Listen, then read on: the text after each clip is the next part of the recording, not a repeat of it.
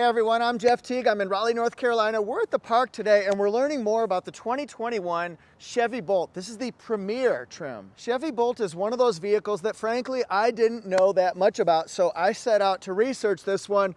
It is fun to drive, it's quite comfortable, and it's more spacious than I thought. What about performance? Now there are two different trim levels with 2021. You can get the LT or the Premier. Whether you want to spend around $37,000 factory MSRP or $42,000, it's your choice. And little housekeeping here. Yes, I'm wearing a Toyota jacket. I've also got my mic on the outside. It's windier, breezier, and colder than I thought, so we're gonna have to improvise. We're gonna wear a different brand today. Sorry. This vehicle was provided by Fred Anderson Toyota in Raleigh, North Carolina. If you're in North Carolina area looking for new, used, or certified pre-owned, all brands, especially Toyota, go to the link in the description section. The Bolt is one of those vehicles that I've always known about it. I just want to know more. This is an electric one. When we open up the hood, you're not going to see a gasoline engine. It's all electric. What are the benefits? You can go up to 259 miles on one charge. Now, of course, a big factor in that is driving style, terrain, temperature. That can make it go up. It can make it go down. What do you think of the size, the shape? It's certainly going to draw some opinions for, against. With our interior first look, think of the term minimalist modern, because at face value, it looks very simplistic. You won't see a lot of buttons and controls and dials unless you know where to look. I know where to look. Actually, it has a surprising amount of goodies. We're gonna see them all. Take a look here. Take a look at me now. Phil Collins would like it. He'd probably sing about it. So let's take a look inside here, and then we can see, so open it up. This sound, by the way, reminds me of the opening to Law and Order. Tell me if you hear that too. But anyway, it's got a prop rod here. We're gonna open it up and we're gonna see the 2.5, there's no 2.5 liter, there's no EcoBoost, there's no 4.0 liter, no, it's all electric. That's right, we've got electric motor. Anytime you see orange cables, you'll know that it's high voltage, so stay away unless you know what you're doing. This is 200 horsepower plain. This is 200 horsepower, 266 pound-feet of torque. And it can go up to 259 miles on one electric charge. So this is interesting. I really actually like the shape of it. It adds a lot of character to a front end that would normally appear quite simple. We've got LED lights, LED accent lights that kind of sweep around here like a mythical beast in Greek mythology. Then we've got these turn signals here, which also match turn signals in the side mirror here. And then look at this, we've got this interesting pattern here, kind of like wavy lines, like a faux wood, even though it's not obviously, but we've got upper and we've got lower as well. This in black, the Chevy logo. And then we've also got the front camera. That's one of 4 different cameras that you can see around the vehicle to reproduce that 360 image. And you'll see there are several different camera angles you can see in front of, along the sides of, behind. You can see overhead looking down. This comes with 17-inch two-tone alloy wheels here, of course with the Chevy logo again. This is sort of like a blackish dark gray along with metallic silver. It's a nice wheel design and it actually makes it look more upscale. Here's the gas door. No, this is where you plug in and charge your beast right in here.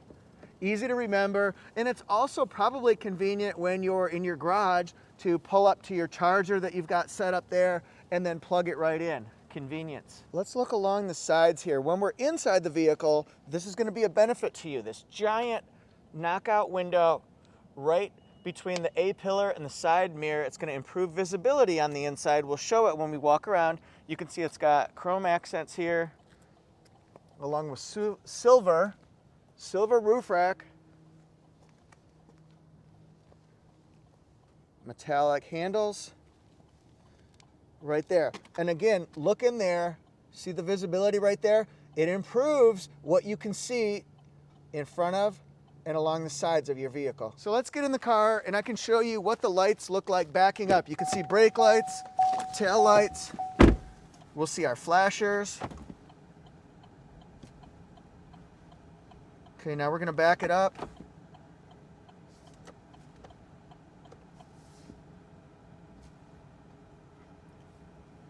See that? Now I want to show you these lights here. This is really interesting to me because stop right there. I'm going to put it in park. You just push the button on the shift knob. Watch these lights up top because they're actually connected to the lift gate. Watch this. Look at that. Watch this. So when you've got this up, these become non-functional and then the lights go down here so that they're still legal in the United States because you have to have those exposed. And when they're up higher, they're not exposed. And then underneath the lift gate, we've got 2 cameras. We've got one for the digital mirror. We've got one for the backup camera. And then we've even got a backup camera washer. This was thought of when the Bolt was first created. So forward thinking, nice job, guys. And then you can see it's got parking sensors along the back. So that way when you're getting close to something, you can be alerted. It's got just over 16 cubic feet. A little bit, maybe we should call it just under 17 cubic feet with the seats up, and then about 56 cubic feet when the seats are folded. And then you can see there's a little bit of a hump here. Says our friend Buffalo Bill. It rubs the lotion on the skin. Look at that multimedia screen. It's huge. Let's hop in right here so we can see how much passenger space we have in the back seat. I'm 5'8", still got a few inches to spare. This is with the seat a little bit more back. This is a little bit more forward. Actually, it might be something I want to pull the seat back a little bit so you can see. If you have the seat reclined a lot, then your legs are definitely going to be touching, but most people don't sit that way if they're respectful at least. We've got a pocket right here, not over here, a couple USB ports, which is pretty forward thinking as well for backseat convenience. No need to fight with the people in the front. The seats are not bad. They're kind of a combination between plush and firm. What does that mean? Well, if you've ever been looking for mattresses, you'll know that you're going to find the sweet spot eventually. I'm not sure this is it. It's not bad though. It's just a little firm right here in the middle back part. Supportive. This is a kind of a firm seat. Now this seat here for the passenger has some function to it. Lots of room to go forward and backwards, so we can free up some leg room here, especially if we don't have backseat passengers. This one right here, this pumps us up. We are here to pump you up. Okay, that's as high as it goes. And then we just do the opposite function. Pump, up. Okay, so taller passengers, shorter passengers. This goes all the way back, baby. Woo! And we use this grab handle to grab on up. Whoa! Oh, hello. My problem with this vehicle here is if you're spending in the 30s and the 40s, whether it's a new or a pre-owned one, since the 2022 redesign is out, this one right here, it doesn't have a power mechanically operated driver's seat. And you're spending a lot of money on this vehicle at the highest trim level that's offered. Why don't you have that? Now I know a big consideration when you're designing a vehicle like this and producing it is going to be weight of the car. So maybe that had some consideration into the decision to not make this a power driver's seat. Don't get it. Got these nice leather seats here. And it's interesting too because we've got that light grayish, whitish accent all the way around with orange stitching, which is unique. Like I said, the seat, it's comfortable, but it's not the softest seat ever. But it's certainly not hard where you wouldn't buy the vehicle just because of the seat itself. You'll have to decide for yourselves. We've got bottle holder here, mirrors, windows, and then look at this pattern here. This is so interesting. I don't know who decided on this type of texture or pattern. It almost looks like, is it clean? Is it dirty? But it's interesting. We've got a leather wrap steering wheel, which I really like. It's a firm steering wheel, very responsive. The steering in this is actually quite nice, whether you're going on straightaways or turns. Now look at the visibility. Large, almost like a minivan type feel with that window that extends farther than you can reach, unless you're Kareem Abdul-Jabbar. But see, for this size vehicle, very few blind spots. I like that. And the vehicle itself and the interior cabin, it doesn't feel too big. It doesn't feel too small. It's more spacious than you think it's going to be. These pedals here, you can use one pedal or you can use two pedals. How do I know that? Well, this right here is regenerative braking. You push this, it'll slow you down without having to put your foot on the brake. You save on brake life. Isn't that something? That's pretty amazing. I'll show you how that works. Now let's turn it on. Oh, me likey. Holla. That's pretty cool. And then look here. This is interesting. I don't know how this will work with the sun's glare or not because it's on an angle, so I think that'll work out well for you. This is actually the score for how this vehicle's been driven. I've only driven it for about 5 miles so far. So for me, it's probably not me, but it tells you how you're driving, the climate settings, and it tells you, could you do better? Could you do worse to get more efficiency? And you can see here, we can change to the home screen. We can even edit the way we see our home screen. That's kind of cool. You can get your apps right here, music, and then we can get our camera angles going. So you can see in front of, behind. You can zoom in, zoom out, might help you in a parking lot, let's say. Along the sides of, and you can change whether you show grid lines or no grid lines. That's kind of cool, right? And then of course we've got these nice knobs here, easy to use, very simplistic, but they work, right? You can turn traction control off, and then you can do sport mode. Sport mode on. Another way to use regenerative braking is not just to be in drive, but to be in low or L mode. You can use regenerative braking, and then you're really just using the accelerator pedal, which is over on the right, obviously. We all know that from driving school and from driving every day. So if you want to go up to reverse, you go up and then over. Park would be push P for park, and down for D,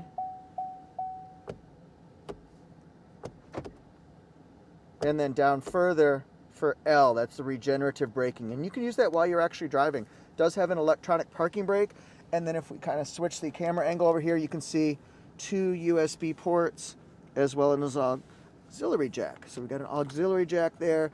Maybe you could put your cell phone in that little pocket there. There's also another pocket down there, and then here on the steering wheel, a lot of controls that are easy to use.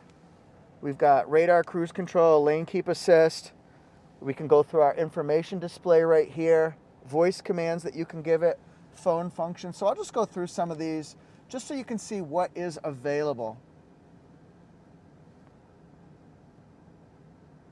So we go over to the side. If we want vehicle info, tire pressure, I like it. I like it. We can go back. Audio, phone, OnStar, layout, options. So a lot of information that you can get off of this vehicle. The biggest one is this one right here. I can go 108 miles until I run out of power. This is a great time to jump on out and remind you that you can get up to 259 miles on one single electric charge. Weather conditions, driving conditions, terrain, things like that, and all those other factors that you saw on that screen. And when you're charging, about 10-hour charge time, 240 volt system, and then if you want to do DC quick charge, this is really helpful. You can get a 30-minute charge, 100 miles of extra use. So that might be a tip that could help you really extend a trip or go a little bit further than you thought you could go. So let's take it for a few miles on a drive so you can see the handling, the acceleration. You get to see what I see. Okay, so let's start driving here. The first thing you're going to notice is there's not a lot of road noise because it's an electric vehicle. Frankly, it sounds like you've just started up a golf cart and you're going through your senior living center or your golf course and clubhouse community, or you're at the campground. But what I find, listen to this. You don't hear a lot of wind noise. It's very well insulated. The handling is really good. Shockingly good. And the acceleration it's really fast. This is very cool. Let's do a quick test of our acceleration.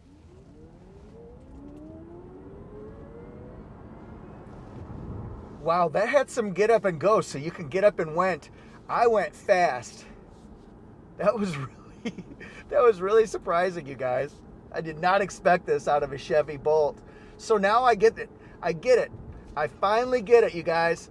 This is fun to drive. It's a fun vehicle to drive. You're not going to spend any money on gasoline because as long as you're efficient and you learn how to use it appropriately and wise, practically, save on fuel, you're doing right by the environment, and you're having fun doing it. This is a fun car. What I notice here is we've got this window cutout here and there, so it really helps the visibility.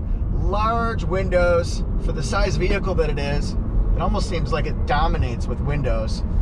The visibility is good here out of that digital rear camera. That's cool, man. You can see crystal clear visibility. And the handling here going around these turns, we'll have to test it out on this one here. That's pretty darn responsive. That was nice. It rides so smooth, shockingly smooth. I didn't expect that. Here's an example of the backup camera. You can see the overhead model and you can see straight back up. Now we can see in front of us. Now watch how this works with the regenerative braking. It's right over here.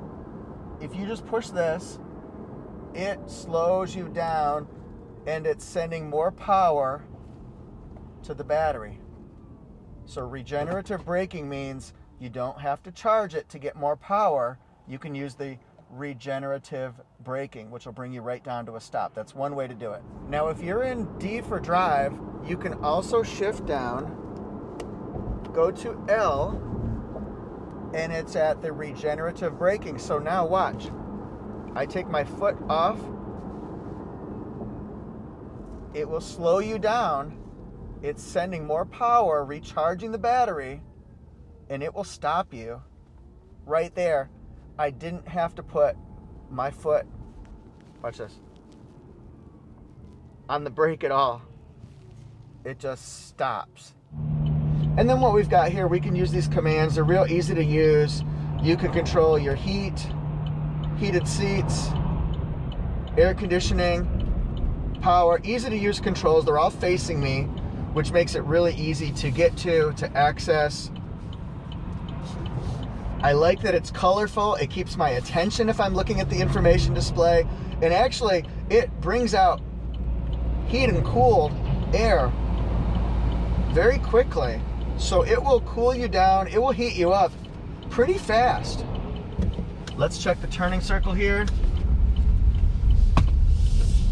Look at that. Boy, that really pulled a tight turn there. So that way if you had to U-turn, you had to get out into traffic quickly, get away from Boss Hogg and Roscoe P. Coltrane if you're the Duke boys. Really tight turning. Impressive. And if we had to accelerate pretty fast,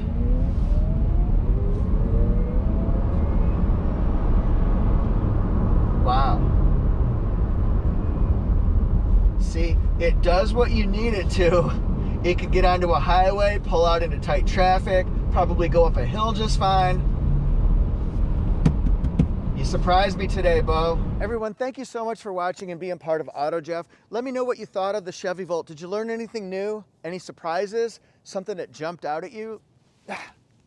If you had hiccups, they're probably gone. If not, that was showing you, now they're really gone. But anyway, thanks so much. Hit subscribe if you're new. If you're returning, I appreciate you being part of this channel. Now, Leave a comment, let me know what you think about this. Let me know what kind of video you'd like to see next, a how-to video, a demonstration. Maybe you want me to review something. We're gonna have fun with these reviews. No boring reviews on this channel. All right, I'm on TikTok and AutoJeff Reviews. You'll see 60-second or under quick reviews on TikTok and Instagram, AutoJeff Reviews. Thanks everybody. Woo, we did it. See you next time.